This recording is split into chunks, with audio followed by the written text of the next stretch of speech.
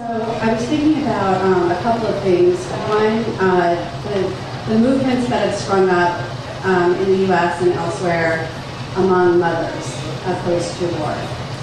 And then I was also thinking about something that came up after the meeting that we were in last week in reference to research that was done among Black Americans prior to our entry into the war in Iraq and their opposition to the war in greater numbers. Yeah. So I'm wondering in this book, if you, and in your research, if you found that in specific groups among Americans, within that larger group, that there were pockets of greater questioning, at least, about this movement toward this call to war. If you study attitudes towards war, towards our current wars, you find some very interesting things, and one of them is not only are there pockets like the pockets that we talked about opposition, but in some ways they're very reminiscent of the opposition to earlier wars like the Vietnam War.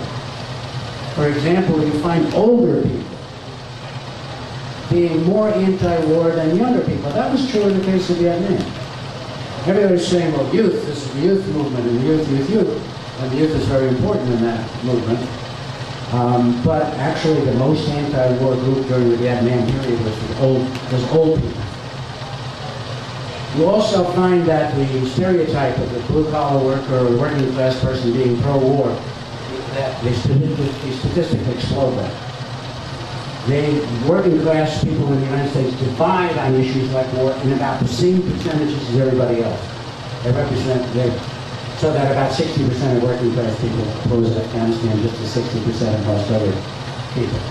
But the other thing I want to say about this is that before we make the assumption that because people aren't in the streets, there's no effective opposition, we should keep in mind that politically sensitive creatures like the President and others are quite aware that there is strong opposition out there. And if they weren't, they wouldn't be talking about getting out of Afghanistan next year. I don't think they'd be talking about negotiating with the Taliban. That is to say, there's an interest on the part of people in power in keeping this dissent passive. And to some extent, I'd much rather have it be active. But to some extent, it is not totally ineffectual, is what I'm trying to say. Not totally ineffectual. War doesn't have a very good press in the country right now.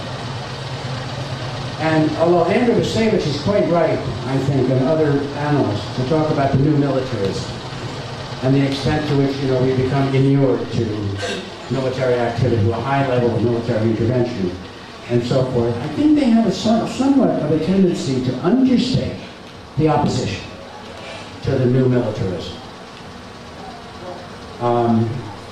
It's a kind of uncertain time. This is kind of hard to, this is really sort of hard to describe.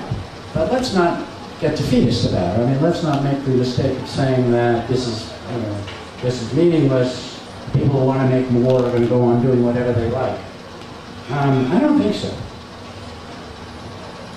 I mean, think about it. This is the first time in a long, long time, it's the first time since the 70s, that more than 60% of the American people have opposed ongoing wars, despite all the patriotic appeals and all the support the troops stuff and all the rest.